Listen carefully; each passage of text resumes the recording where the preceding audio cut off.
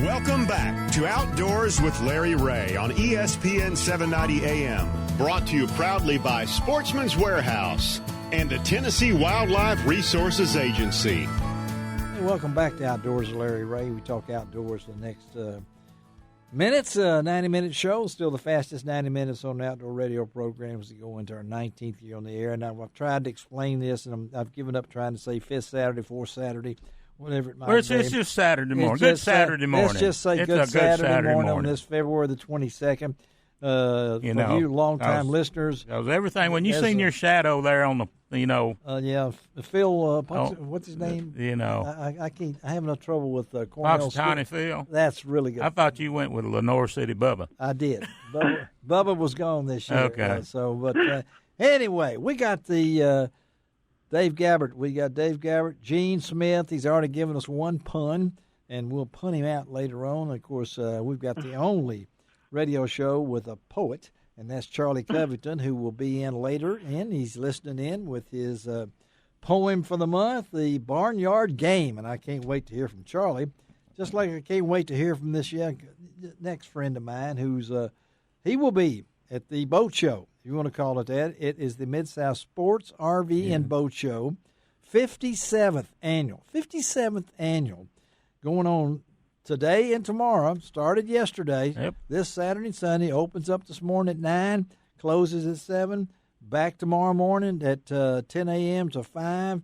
And at 1 p.m. today in the seminar room, my good friend Doug Cherry. And I bet he's going to talk some crappie fishing. Is that right, Doug?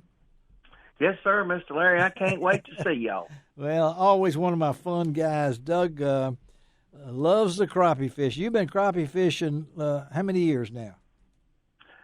Oh, let's see here. I'm 63, and I started at 7. Do the math. Wow, that's too much work for my brain this early. That's like him figuring Saturdays out over there. Well, we won't get into that with Doug on that and everything. But so tell our listeners a little about yourself, Doug. Where do you live? My name's Doug Cherry, and I live in Halls, Tennessee, which is north of Memphis, about 65 miles. And I'm sponsored by Strike King, Lew's, and Mr. Crappie. Have been with them since 2009. And I just love crappie fishing. I guess that's all I've ever done to fish.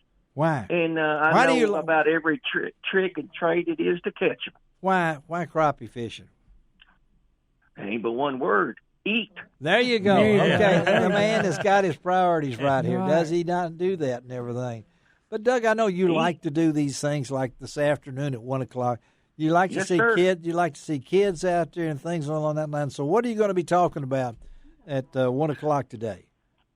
Well, Mr. Larry, we're going to be talking about pulling jigs, and we're going to be talking about pulling road runners. Okay. And you'll pull them out the back of the boat. All right, and that subject is one that you're near and dear, and so I've got to ask you, and I'm going to ask, what does a slab crappie weigh according to Doug Cherry? What is the weight of a slab crappie? Ooh, me.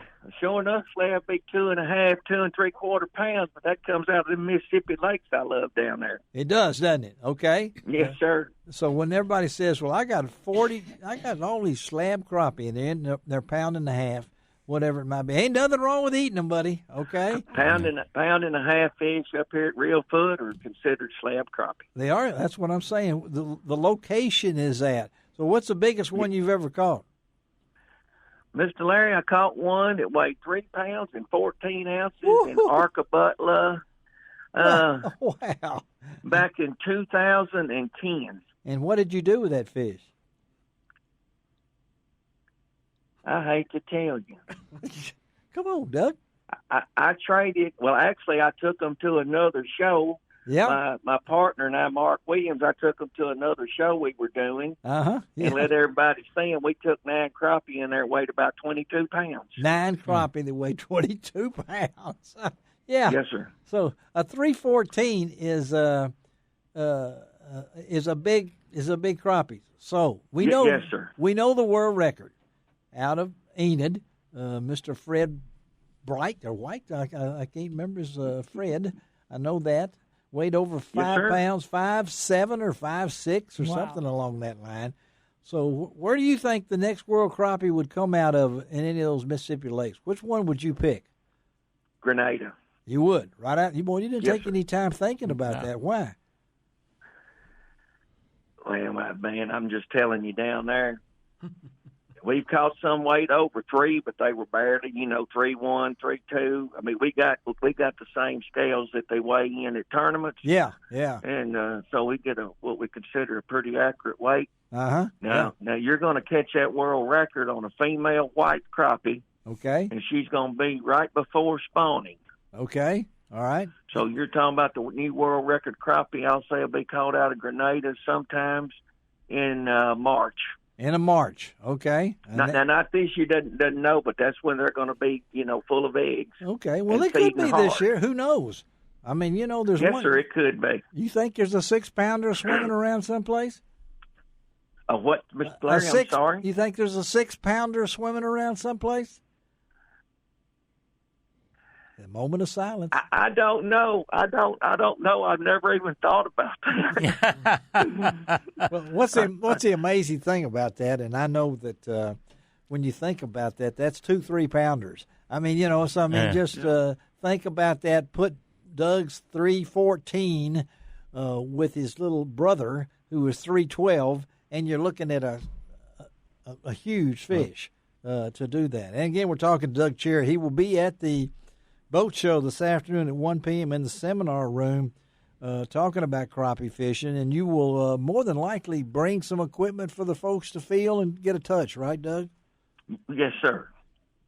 Yes, sir. You know me, Mr. Larry. I try to teach people. I don't spend my time trying to sell products and my sponsors either.